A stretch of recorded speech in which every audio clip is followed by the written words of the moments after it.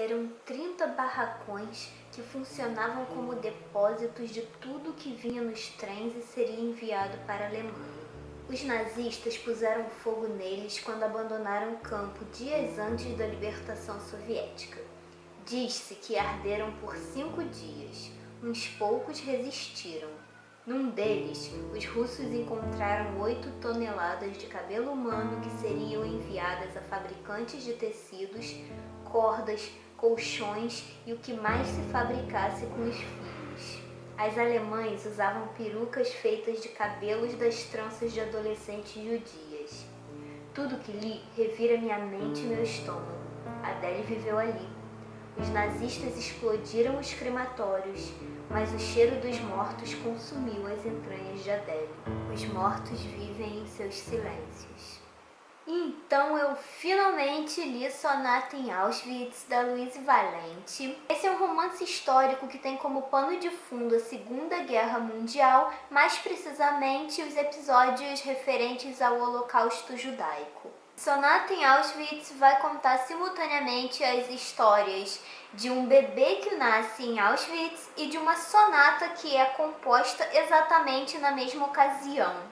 E vai narrar como esses dois fatos aparentemente desconexos se correlacionam através dos tempos. A narrativa se dá em 2 planos distintos e cada um deles vai ter um foco narrativo diferente. Então, o plano presente, que aqui se dá no ano de 1999, a gente vai ter uma narrativa em primeira pessoa da personagem Amália, que é uma jovem portuguesa com ascendência alemã e que viaja ao Rio de Janeiro em busca de desvendar um mistério da sua família. Já o plano do passado, ele é narrado em terceira pessoa e ele vai cobrir mais ou menos o período entre 1938 e 1945, contando desde os primórdios das leis antissemitas propostas por Hitler até o extermínio em massa nos campos de concentração. O livro ele tem muitos personagens, ele tem uma árvore genealógica muito extensa e de alguma forma todos os personagens descritos eles têm uma relevância para a história. Então, nenhum deles está ali para encher linguiça. Todos eles vão ser importantes para a narrativa. São todos personagens com muitas camadas, que têm um background, enfim, são extremamente bem construídos mesmo. E o que eu achei legal também é que não tem muito essa coisa de personagens bonzinhos e personagens maus, como é bem comum em acontecer em romances históricos, né? Que a gente tem um lado vencedor e um lado perdedor normalmente. Mas aqui o maniqueísmo ele é deixado um pouco de lado. E é engraçado porque o leitor tanto consegue enxergar um pouco de humanidade em um personagem que é um soldado nazista, por exemplo, da mesma maneira como ele consegue enxergar um lado sombrio em um personagem judeu que está num campo de concentração. Então, assim, eu achei muito interessante a maneira como ela conseguiu destruir esses estereótipos e esse maniqueísmo, de certa forma. Ficou uma coisa bem fora da caixinha, né? Bem surpreendente de se ler.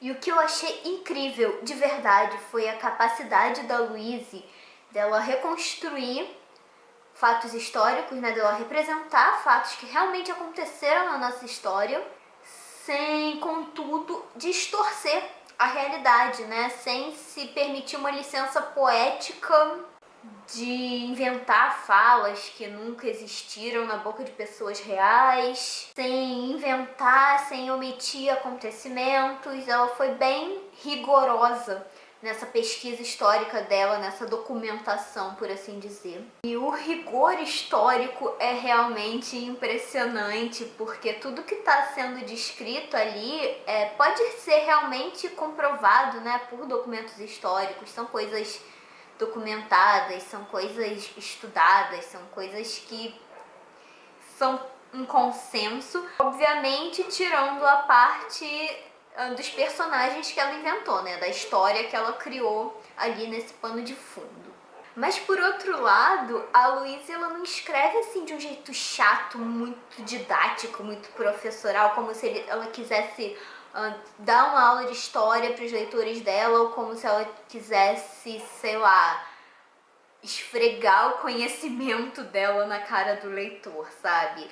Os elementos históricos que são retratados na trama, eles não estão lá apenas de enfeite, mas sim servindo de pano de fundo para a narrativa se desenvolver. Então a gente vê que os fatos históricos propriamente ditos, eles estão a serviço da história que ela quer contar, dos elementos ficcionais que ela quer trabalhar. Afinal de contas, Sonata em Auschwitz é um romance histórico e não um documento histórico, né? Então o que importa aqui é realmente a narrativa.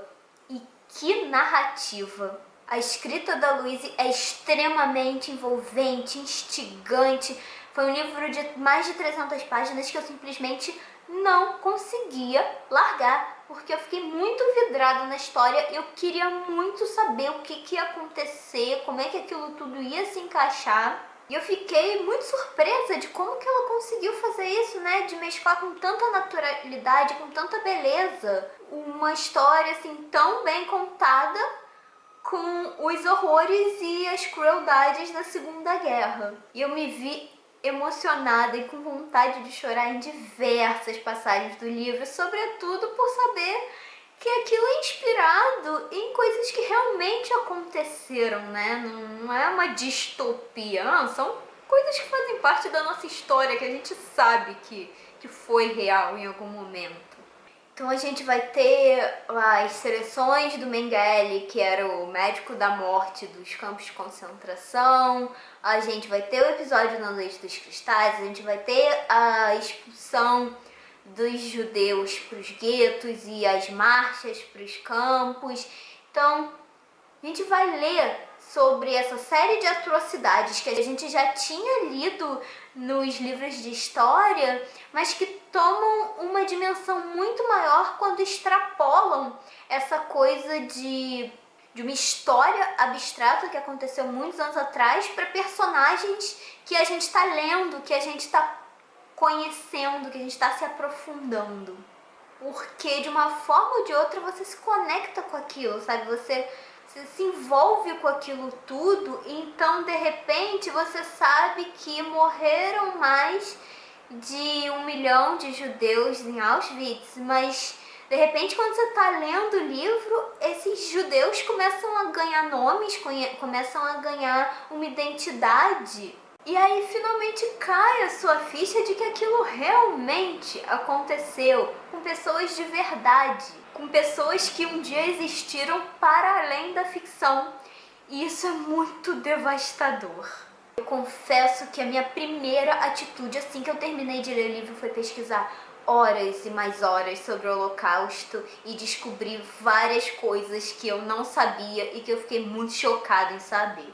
E certamente, como você pode perceber, é um livro que tem muito mais pontos positivos do que negativos.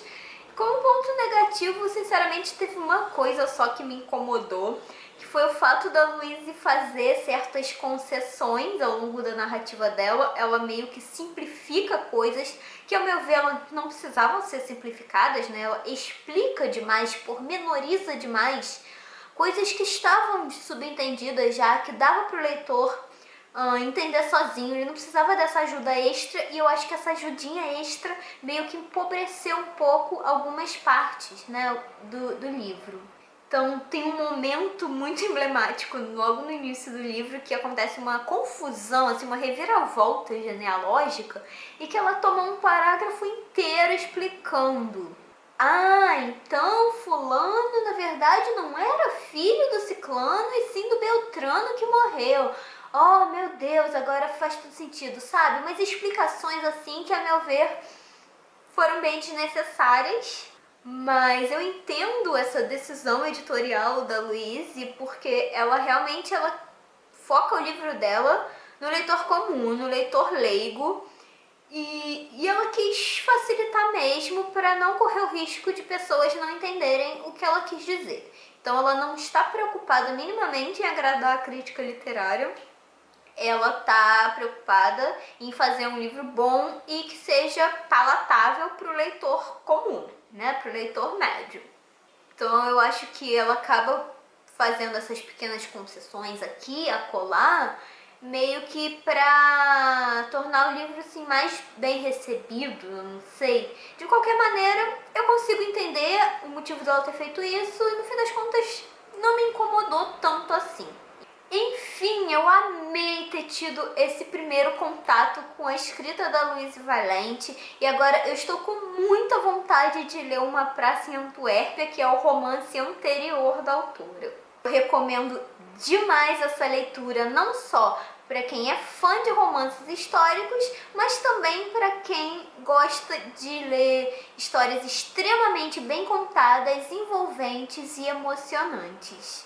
Então é isso, eu espero muito que você tenha gostado desse vídeo. Se você gostou, me dá um like para me ajudar a compartilhar. Se inscreva no canal caso ainda não tenha se inscrito e se você já for inscrito, clica no sininho para receber notificação toda vez que houver um vídeo novo. Muito obrigada pela companhia e a gente se vê no próximo vídeo. Tchau, tchau!